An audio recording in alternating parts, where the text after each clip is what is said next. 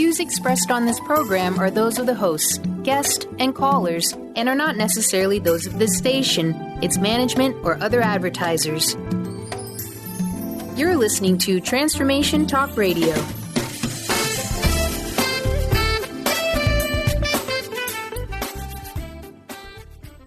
Are you ready to get your life back? Then get ready for Burn Bright Today with Jennifer Marcenelle on Transformation Talk Radio now. Follow along the show as Jennifer explores a variety of topics and issues, including the energetic causes of burnout, all with the mission of empowering listeners to be true to themselves. As an energy medicine practitioner, speaker, author, and board-certified holistic nurse, Jennifer has discovered new and exciting healing tools and resources and can't wait to share them. Learn to move from the darkness of burning out to the light of burning bright. Get ready for your monthly dose of inspiration and illumination on Burn Bright Today with Jennifer Marcenelle now.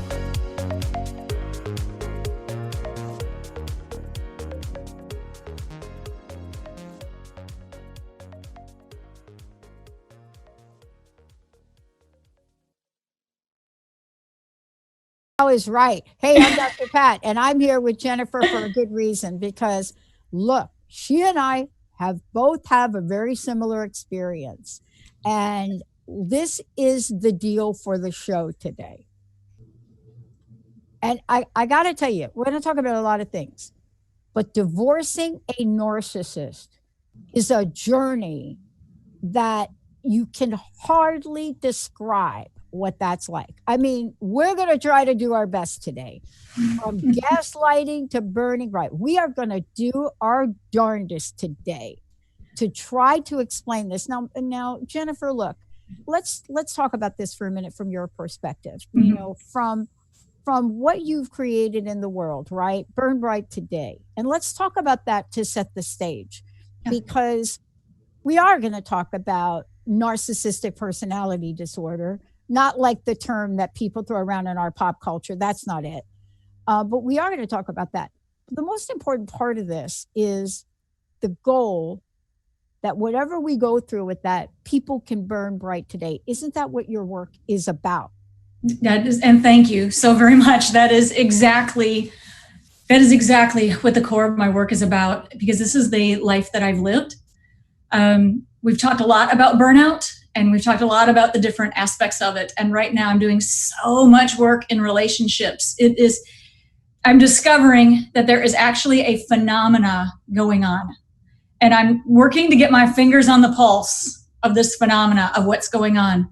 But it's almost like an outbreak or an epidemic of pan proportions of relationships that are completely unbalanced, where one of the partners is doing all of the taking, and one of the partners is doing all of the giving. And what we're really talking about here is the energy drain and what happens to us energetically. Our physical body, our emotions, our memories, our thoughts, our intuition, even our spirituality gets drained when our relationships are off base. And that dims our inner light. And I believe that we should never allow anyone to dim our inner light. We should have what we need to help us burn bright every day. So this is why I'm here, and this is what I do. I personally lived this. I am biased because I'm going through this right now. I'm going to be completely transparent with you. And I can also say that, yes, I'm biased. I have and am living it. But I will tell you, I can't even tell you how many clients I have, men and women, that are dealing with this right now. And because I've been through it, it's really helping me help them. So yes, this is my life's work that is growing and evolving. And evidently there's a phenomenon. Who knew? Well, there is a phenomenon. And I am so glad you said this one thing, and I want to repeat it. Yeah. Jennifer and I are women. Yeah. And we're going to talk about this. But I just want to be very clear. Narcissistic personality disorder has no gender specific angle.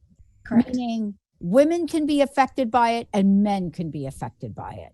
It's just that I think women tend to get together to talk about it a little bit more, because first of all, it's quite devastating. And secondarily, you know, whatever that is that happens between men and women, you know, I think it's hard to express what we're about to say today. It's hard no matter who you are, man or woman. But I think for us, we have experienced emotional conditions around this. And that's what helps bring the conversation to the forefront, right? Mm-hmm. Yeah. And can I just add something on there? Because what you're saying is so important. It is both the feminine and the masculine dealing with this. And it is across culture. It is across every demographic and every age group. Children can have this issue, and it can really come out even in their teenage years. And it can be, and not to scare you, but to paint a picture, it can be more than just draining our energy. It can become dangerous. And we'll talk a little bit about what I mean by that. So when we get in more to the energetics of it, we'll talk a little bit about psychology, and then I'll talk to a little bit of the energetics. But absolutely, so raise your awareness of, and we'll raise your awareness of what this looks like and how it presents itself. And, you know, number one, do you have these traits? But number two, are you a victim of someone who's experiencing these traits as well? So yeah. It's a big deal. And I want to be clear, because here we're going to talk about it. We're going to start with your story, but I want to be very clear about this. You know, you're hearing two women talk about this that have pretty much survived it. But I will say for myself, whoa, it took a lot of work. It took a lot. Yes. And it took the help of another, because there's no way to detach or move away from or no contact with in this scenario. But let's talk about how this showed up for you. Here's the question that gets asked most, Jennifer, about this. And that is, did you see this coming? I wish. No. That's not how it works. No. And quite frankly, the true narcissists, some of them know that they are, some don't, some do. And those that know that they are can become particularly skilled at getting what they want. So why don't I step back for just a minute and let's kind of talk a little bit about what this actually is underlying. Yes, there's a diagnosis. Yes, we're going to talk about the psychology. But let's talk for a moment about what this looks like and what it feels like when it shows up in your life. It presented itself to me in a relationship when I was much younger. I mean, this started 14 years ago, and I'm 50 turning 51. So, you know, we got to live and learn, and we evolve and we learn. Okay. So rule number one, by the way, give yourself a break. Okay. If you're kicking yourself or blaming yourself that I should have seen this coming, let go of it. Okay. Let go of it. We weren't able to see. There's a reason we weren't able to see. It's time to learn from it. Now the sun is shining. We can see this, and there's help most of all. Okay. And it showed up in a relationship when we were dating, and you've heard of this, the Cinderella story. You know, each partner is kind of on their best behavior, trying to win the affections of the other. And you're doing special things. And a part of my personality, not just as a woman and as a nurse, but also in my astronumerology chart as well, I like to spoil people. I love to give my love in a myriad of ways, cooking, just taking care, participating in their hobbies, you name it, right? But what happened was I was giving so much of myself and giving so much love and so much of my energy, okay? My physical energy, my emotions, my thoughts, my memories, and my emotions. I was giving to this other individual that it was fulfilling a deep energetic need that he had. So he was living and kind of breathing off of it. So he was utilizing it. It was meeting a deep fulfilling need that I didn't even realize at the time. Thought it was love, thought it was a balanced relationship. And then as time goes on, and as years into the marriage, and things change. We grow, we evolve, careers change, okay? And then once I began really launching my career and coming into my own, writing my book and creating my practice, building my energy medicine practice or energy healing practice, that all of that attention and that energy that I had been giving solely to him was shifted, and it no longer met his needs. And what happened is then they start, they can't draw from your energy anymore. So then behaviors start. Anger, picking on me, subterfuge, okay? anything to try to get the attention back to where they can have my energy again. So that's kind of what it actually looks like and how it presented itself. And it took me a long time to figure it out. And I couldn't really put my finger on exactly what I was dealing with until the actual divorce started. And I thought it was going to be an amicable, no fault, 61 day. We were both calling it quits. We're going to go on. And what I got was absolute World War III. So that shift in energy and that what that person was getting from me was no longer going to get from me, triggered rage. Yeah. Triggered rage. Yeah. Yeah. And, this is the thing this is the reason why I started out with the question, at the top of the show. Did you see it coming? Because I didn't see it coming either. And here's why. Before we go to break, I want everybody to think about this. This is one of these analogies that every time I do it, I know I'm going to get an email, but I'll tell you, I am complete support of animal care. But I got to tell you the frog. I got to use the frog thing. Oh yeah, yeah. Here's what it's like. So if you take a frog and you put a frog in boiling water, and I think I got this thing from my stepmom, and you put the frog in boiling water, right? Or you put yourself in boiling water. Yeah. You will jump right out in a hot minute. How many times have you filled up a bathtub with like boiling hot water and you went to put your foot in it and you're like, oh no, I am not getting in here. Okay, so if you could see a narcissist, like they got a big tattoo, like on their head, and it says NPD, narcissistic personality disorder, if they have that. And sometimes even if they have that, we still move towards them. And we'll talk about that. You're going to talk about that today too. Yeah. But it's not like that. It's like you've got this beautiful bath water, right? And it's perfect. And you get in it, right? It's not too hot. It's not too cold. But while you're in it, you decide, I'm just going to slowly turn it up.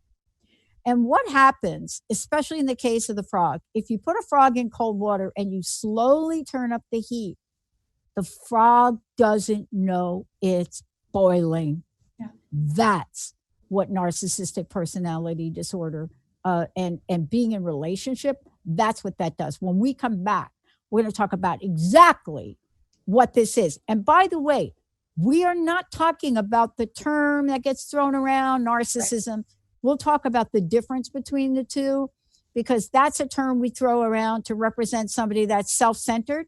Mm-hmm. This is not it. Let's take a short break. We'll be right back.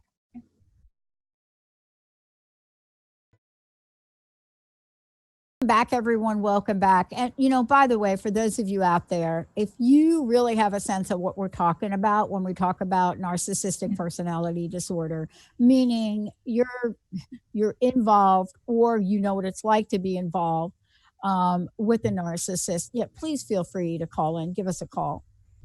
Today, we're talking about something that's very personal to both myself, and the story you're hearing is from the most amazing Jennifer Marcenelle. And you're hearing it today as somebody that has created, the Burn Bright Today show, of course, but Burn Bright Today as a way for Jennifer to help other people understand that burning out is not your destiny.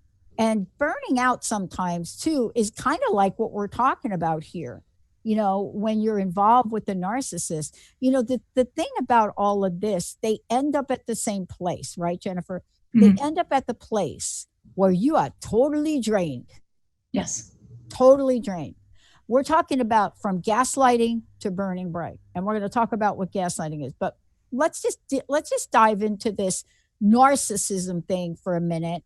And let's talk about what it is, what it isn't. And then how do you know you're that frog? Yeah, so I was the frog that got the heat turned up, and I know.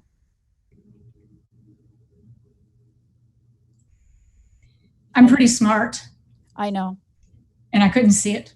Take a minute, because you and I, people look at us and they think, how could these two ever? And by the way, think about us, right? I mean, I have a PhD in psychology, and my friends are like, seriously, Pat? I mean, what did you go to school for 10 years for? Were you sleeping? Yeah. No. Yeah. And I was classically trained as a critical care nurse, ER, cardiovascular intensive care. I have a master's degree in business. I have many advanced certifications in energy healing, and I'm pretty aware. And people that are experiencing this disorder, we're going to use the word disorder, okay, just to use a mainstream topic, because I'm going to also talk about it from the energy perspective, okay? And we're also going to talk a little bit about this from the spiritual perspective. But these are people that look just like you and I. They don't stand out the way perhaps antisocial personality disorder does, more like the psychopaths. Okay, you've heard of psychopaths, the people that are harming people, that are the axe murderers, the Jeffrey Dahmers, the Ted Bundys, okay? This is different. And what this really is somebody just like you and I. It can be our spouse, our immediate family member, sister, brother, aunt. It can be our children. It can be our friends. It can be our colleagues. It can be our managers, our bosses at work that develop this. And we can step away from the diagnosis of this, okay? Because I'm not a fan of using diagnoses anyway, because it holds people in time and space, but we're doing it just to have a point of reference. But what happens is these people can be very lovable, and on the outside, they look just like you and I. And they have a way of displaying themselves that will attract your affection or your attention and give you just enough to where you feel like your needs are being met. But what they're actually doing is pulling far more from you than you realize.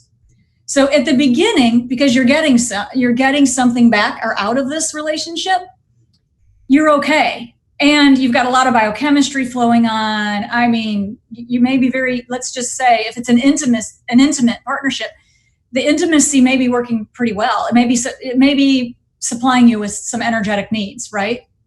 But slowly over time, the gas light gets turned up and the water starts boiling to where the behaviors start to become inconsistent with who you thought they were or who they say they are. They may pretend or portray themselves as this person with this title. You know, maybe they are someone in a position of authority. Maybe they're your manager. Maybe they are your husband. They may work in a hospital. They could have a very respectable position. But then over time, you're starting to see inconsistencies with the behaviors, that the way that they portray themselves with integrity versus how they actually behave in life. And it could come out as very simple things like not tipping wait staff, being rude to wait staff, always trying to negotiate on their own behalf, because a negotiation is always a win-win. A true negotiation meets everybody's needs, but they could become fiercely harsh negotiators to where all they want is everything and you get nothing. Mm-hmm. And that's how it presented itself to me. And that's how at its worst that it got, to the point where every moment, every time, every emotion, every thought, every memory was getting kind of sucked into meeting that particular person's needs. And it absolutely withdrew all of my inner strength, and it was withdrawing my core energy stores to where my own inner light was being turned down to dim. So as the gas lighting got turned up, my energy stores were getting turned down. Yeah. And to the point where I didn't even realize that this was one of the underlying cause of my health crisis back when I was 44. I was so getting it from so many different directions, from different causes, that I was not able to see only until years later that one of the underlying causes of my burnout was the unbalance, the narcissism in my relationship with my spouse. Yeah. So I was absolutely the frog that was then burnt into a boiling hot tub. And thank goodness I was still able to jump out, because yeah, and we're going to talk about that, right? Because you and I live to tell this story. That isn't the case with a lot of folks, right? But this is the upside of this, right? You know, before the water just got way too hot to literally burn our skin off, we're like, I'm out of here, right? Yeah. But let's talk about gaslighting for a minute, because I think what you're talking about, I want to give some examples and I want to be very clear about it. As a matter of fact, I'm going to be talking about it on my Thursday show as how it's used in politics. But let's just talk about it. It could be something as subtle. And let me explain, first of all, what gaslighting is. In the end, this term gaslighting, it's an absolute form of brainwashing and manipulation. And not just once in a while, but it's the frequency and consistency of this happening over and over and over and over again. So the goal of gaslighting is to make sure that the victim, whoever you are, that you doubt yourself. Yes. So here's what I want to say, and Jennifer, you can jump in here. You can have somebody do this, right? You could be part of this, and they're not necessarily in the narcissistic personality disorder category. Right. I just want to say that for a minute. Right. So we're going to separate it, but not so much. So that's it. So gaslighting, it's an abuse. It's an absolute psychological abuse, right? And emotional. It's emotionally scarring. It causes a person to lose your sense of identity, yes, perception, and here it is. You ready? Self-worth. Self-worth. Absolutely. People at the top of their absolute success in who they are can go down this road. Oh, okay. Now, talking about that, from your perspective and your experience, right? Did you get the signs? And really, we're talking about, are you a victim of narcissism? But let's break it down. Because if somebody is saying things to you that are not so obvious, right? Let me give you an example. We think that anyone that we're in relationship with NPD narcissist, we think they come right to our face, right, Jennifer? And they say things like that, hey, I'm a narcissist and I'm going to make your life miserable. No, it's more like, gee, honey, do you really think you're going to be good at that radio show? Right? Or how about, this is how I finally woke up. And what it took was all of those digs at my self-worth that had lowered my self-esteem so slowly over time. I couldn't see it or stand up for myself, for my own self needs. What I realized is I was meeting 100% of the needs of the other person. Yep. And I was living on breadcrumbs, not even breadcrumbs for what my needs were. All right. And then it started when I was trying to then start fulfilling my own needs. This is when I started on my life's purpose, my mission, Burn Bright Today, building this service for folks. And the more that I started putting my love and attention into Burn Bright Today, the less was going into this person. And the more he was just absolutely sucking off. Okay. And it started in certain ways that you may recognize.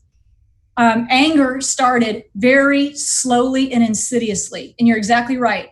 It was, he wouldn't read the draft of my book.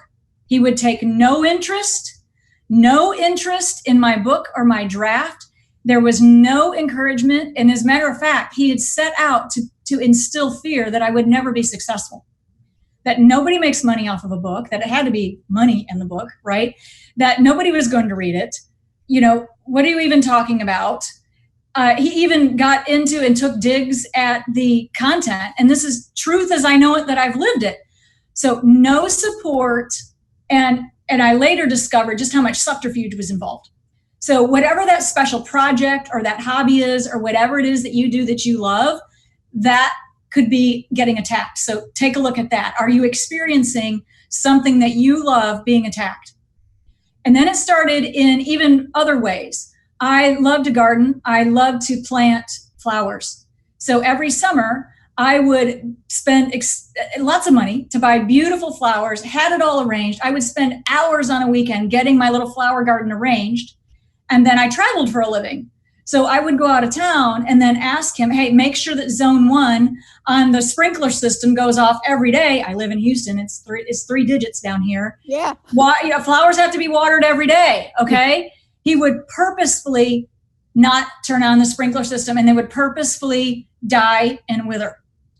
And what this is underlying is anti-life, because he knew it was important to me. This was symbolic in many ways, okay? We're talking about life. We're talking about blooming. We're talking about beauty. We're talking about flowers and gardening.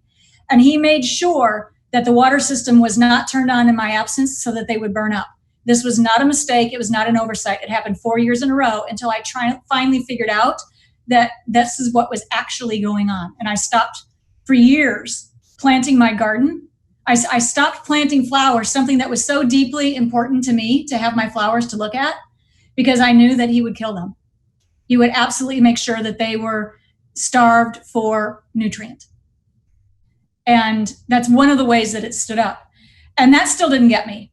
It didn't get me until the end, when I segued away from corporate America into launching Burn Bright Today and my energy healing practice, that the full force attack came on. And it was because this was something for me that's important for me, that I'm doing for humanity and doing for other people. And he was not going to have it. So he had to attack every single thing in escalating proportion for me to get it. That was the 210 or the 212 degrees that got me to hop out of the water. It wasn't until then. So it's insidious. It starts small. You may not recognize it, but start looking for little things. Start looking for when they're picking on you, cutting you down, placing self-doubt. Anytime someone is not encouraging you, and anytime somebody is causing you to doubt yourself, pay attention. It is a very important warning sign. And if anybody out there is experiencing this, guys, don't wait. There's help. If you're experiencing this and you're experiencing a drain, if you're experiencing an injury or an illness that has come from this type of behavior, from being so drained, don't wait. Go to my website, give me a call, and set up a free consultation, because you don't have to deal with this another minute, and there is help. So, yeah. And I want to say this. I want to say this for all of you out there. We're going to go through, in case you're not clear about examples, or you want to call in right now and you want to get some help or some clarification. Maybe you don't know. 1-800-930-2819. I got a question that came in. Yes, I'll tell you where the term gaslighting comes from. It comes from a 1930 stage play, which was called Gaslight, right? Gaslight for Angel Street or something like that. And it portrays a husband trying to convince his wife and other people that she's crazy. Yeah. Okay, got that? And he manipulates it. This is now the term that makes it psychological. When we come back, we're going to be telling you what gaslighting behavior examples are, both what they are chronically and from a personal perspective. But every one of us has our point where we draw a line in the sand. You just heard Jennifer's. Mine was the one where, gee, you know, your relationship with your best friend, Linda, I think you need to cut that back. Yeah, that's not going to happen in this lifetime. Let's take a short break. We'll be right back.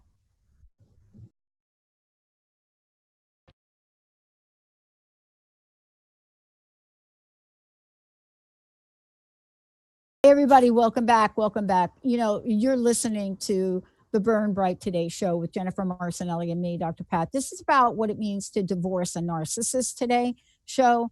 But divorcing can be used in two ways. It can be used very succinctly and exactly, or metaphorically. Mm-hmm. In any event, it's got to happen. And this is how we're talking about from gaslighting to burning bright. We're going to talk about, and we're going to give you some information about how to recognize these signs. But before we do, you know, Jennifer, look, I know this is an emotional. I mean, we just saw it. We just saw how emotional it is. It's very emotional for me. Years of recovery for me, right? Thank God for this show. But you've created something so that people can get some help now. You know, you're talking about real energy healing. You're talking about healing for real, right? Correct. Tell us a little bit about that, if you would.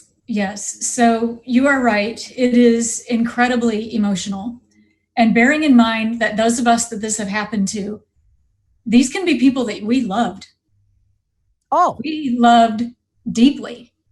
We have given everything into this relationship. Mine was a marriage, a literal, true marriage. Okay, it doesn't have to be. It can even be a relationship at work. Okay, it can be related even like to a project type thing. But in my case, it was truly a marriage. This is a man that I loved and that I married and spent 14 years of my life with, and gave every part of me, my emotions, my physical, my emotions, my memories, and my thoughts, and all of it was completely drained. And it can be, if somebody out there listening is experiencing that you once loved someone so much that now you just can't possibly understand why or how they could be this mean or this angry or this degrading to you or coming at you in some way. In my example, the last stand was money.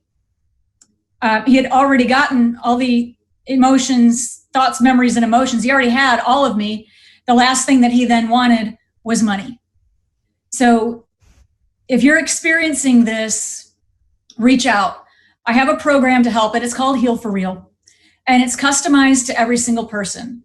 So if you're experiencing an energy drain or low self-worth, or you wanting to pursue your dreams and feel you can't, or you're experiencing such self-doubt that you can't move forward, or you just can't even move forward into it. It could be 10 years ago and you're having trouble finding a mate or finding a relationship. I really believe, and I've experienced, and it's in my practice, and I see it across the board with my clients, that we've been energetically damaged and that we need to be repaired. So I believe that gemstone and diamond therapy can help. It helps me. It helps how many untold number of my clients, and it can help you. And we can work on this over the phone, by the way. So if you're dealing with this, give me a call. We'll talk about the package. We'll customize one for you, and we'll meet your individual needs for however much short or deep duration that you need. Because yes, there's the emotional body has been damaged. The mind has been damaged. Our memories have been damaged. Our intuition and even our spirituality can really be affected. So we truly need a holistic approach and a holistic healing solution for this intense and this profound of an energetic injury, because it's deep, especially if it's been going on for years. The good news is we've got the solution. So ring me up. It's here for you. I want you to have it. If it resonates, set up a free consultation. We'll get to know each other. If it feels right and it resonates with you, we'll create a package. And if you don't live in Houston, don't worry about it. We can work together over the phone. Because if you're dealing with this, you can heal for real, and we can really take a shot at this and show you how. Yeah. And I want to say one thing about this. Even if you would have had that relationship 10 years ago, right? Because that's my scenario, right? Yeah. 10 years ago. Even if you had it, it still shows up. It shows up in strange ways. And let's talk about it, because this is how you're going to get to a solution. So for those of you that just sent me a message, a question, I will give you an example. Gaslighting behaviors have a number of categories. I'm going to just say it. Lying and exaggerating. Yeah. It's repetitive. Arguments or disputes, disencouragement, codependence, false hope, and control. And those are not in any order. You know, what you were describing before was a form of control. But let's use a couple of examples, right? And there are stages of gaslighting behavior, from subtle to more severe. But any one of these, each of them are forms of abuse. Saying negative things about you, indicating an inadequacy, causing you to be defensive. And then if you attempt to call it out, right, and say that is a lie, they will escalate their tactics. Yes. And so that's part of this, right? You know, it's so contrived, it's so controlled, right? But let's talk about some of the subtle things that get said. You know, a husband may say, my wife is so pathetic, and she should know it. Yeah. And what I experienced, this is me personally, okay? My husband went to friends and family to recruit them to dislike me or question me. Yeah. When I was going through the process of getting board certified as a holistic nurse, he was actually calling his friends together to go meet at a pub. And he was recruiting all of his friends to hate. He said, what's a holistic nurse? They don't make any money anyway. I mean, it was all about what his underlying concern was. Going into business for myself, I was not going to be making the same income that I made when I was in corporate America. I had a very lucrative career for 2 decades in corporate sales. Okay, very lucrative, nice standard of living. We enjoyed off of it. So part of his need, and like you're saying, the grandiose and the status, things like that, he perceived were going to fall because my income wasn't going to be there holding us in our income bracket. So it presented itself as, she's crazy for doing this. What is a holistic nurse anyway? And he was asking a bunch of people at a bar, like they're gonna know, and then tried to basically get everybody on his side. I mean, this is 7th grade behavior, okay? And that behavior was so unbelievably damaging to me that the person that I loved, that I had supported physically, mentally, emotionally, and financially, was recruiting people to think I'm crazy, think I'm stupid, think I'm going to fail. And it was implanting deep levels of self-doubt, deep levels. And he had those people sending those messages to me as well. So that's just some of the ways that it showed up. And this is very emotional, extremely painful. And underneath that, there's a damage to our energetic anatomy that needs to be repaired, or we're going to continue to have the symptoms, even to your point, 10 years later, if we don't get the repair done. It's insidious and it's stuck. Oh, there's no question about it. And it doesn't have to be that obvious. I mean, let me give you an example. I was playing in a tournament this weekend, and by the way, we were winning. And so my partner very innocently says, because I mean, he's a great guy, so this was really on me. And so I'm serving 2 points to win the match, right? Or at least 2 points to win. And he says to me, these are the most important, the 2 most important points of the day. And I'm thinking, okay, by the way, I blew the 2 points. Because what's implied is don't blow it. Don't blow it. I mean, I know they're the most important points. I've been playing this game since I don't know what year. But that's not on him. There's some part of me that read something into that. Because here's the thing about this, it's repetitive. And this is not just about husband and wife. So I want to be very clear about this. For those of you out there, the workplace right now, yes, is a feeding ground for this, right? Yes. So people that are listening may be thinking, nah, I'm not in a relationship, but boy, my boss, if that comes out of your mouth. Or a jealous colleague. A jealous colleague. It could be a teammate on a project. I've dealt with that too. I've seen it that way, and my clients experience it too. Sometimes they can be leading a project, and because someone or more than someone on that team is jealous that the project either doesn't belong to them, or they just flat out are jealous that you've got a brilliant creative idea and you're running with it, the jealousy sets in, and they will do small things over time repetitively to try to make you fail. They may not approve the red lines on your draft, okay? You could submit, let's say, a presentation for marketing review, okay? And it comes back with this person, okay, the gatekeeper, redlines it. So you make all other changes and you send it back, and it comes back with an entirely new set of red lines. And then you get it back because they're actually gaslighting in a different way. They're doing it in a way where they're self-doubt, nothing is good enough, nothing is right enough, because they're trying to keep you from being successful and trying to keep the energy with them, not where it belongs, and into growth and creativity. And they are slowly over time sucking your creativity right out of you, because every time you do that, you're expending energy that's getting wasted. Yeah.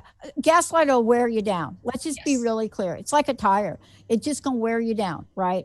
Because you'll start to feel low. You start to doubt yourself. You become discouraged, fearful, debilitated. You question reality, Yep. you know, who you are and whether you're perceiving things properly. That's the way it is. And it's not gaslighting if it's not repetitive. It has to be repetitive, Jennifer. Right. That's what we're talking about. It's Right. like every day, every day. In some small way, one or another, that Every day. builds over time. Yep. Yeah. And if you dispute it, right? What was your experience with this? If you dispute it, Okay. a couple of things are going to happen. Yes. If you think by disputing that this person is going to go away, they won't. They will find evidence. How did that show up for you? Did you ever did you fight back? I did fight back because I was standing up for myself in smaller ways until I just couldn't do it anymore. Here's an example that comes to mind right away that was control and that was very damaging and fearful. And it had to do with the way he would drive with me in the car. When we're in his car, he drove. And when I was in my car, I drove, right? But when we were in his car, he would purposefully drive dangerously to the point where I felt uncomfortable. And it was a control mechanism. So when I would ask very politely, because I'm like ridiculously polite, okay, and then I go up in degrees, and I would ask, honey, can you just slow down or give us some more, you're really, really tailgating or driving aggressively or passing over lanes or deep into stop signs or, and you can feel the anger seething off of them. I would get back a higher degree of control and a higher degree of contempt. So the more that I was trying to protect what I felt safe, any loving husband, any loving person in a relationship would want their spouse to feel safe and protected and free. And this was a small example of everything contrary to what a healthy, happy relationship should be about. The more that I would ask him to drive more safely, the more aggressive he got. And then this happened in every different area, okay? Driving in the car is one of them. And then in the end, when I actually called it quits and literally moved his stuff out on the driveway, true story, we can go into that sometime about what that night was like. When I knew that I was in actual physical danger, I was actually in danger at this point in time. When I put his things out on the driveway and changed the locks and locked down the garage door so he could not get to me, he bullied his way in with the sheriff. Yeah. And I saw rage. Unbelievable degree of rage. Very, very powerful emotions. The thoughts and the emotions, all of the quantum energy that comes with rage was being shot directly at me. And I was absolutely, truly in danger. Yeah. Truly, truly in danger energetically. And he was not far from being physical. If there had not been a police officer there, which that's another story because he did not help the situation, it absolutely could have escalated to physical violence. And I was very fortunate because I had two people there actually from church, a man and a woman, to diffuse the situation. So I knew to have somebody physically present. And these are the kinds of things that you may not know, or these are the kinds of things that you may not know how to get help with. And that's really what we're talking about here today. So when we talk about, what does it mean to heal for real? It's a combination of things in the program you've created. Correct. One is, of course, energetically, but the other side of this is to learn, one, how to recognize when this is happening to you, and then two, what to do about it. Because you have to learn how to stop it, right? Yes. Or at least know what to do with yourself. Yes. Right? Yes. And so isn't that part of what you're doing in Heal for Real? Correct. Yes. A big part of it is, and you've heard me talk about this in many other shows, and I'm going to continue to talk about it till my last breath, is the first part is bulletproofing your boundaries. We have to really be energetically repaired so our energetic boundaries are built and strong.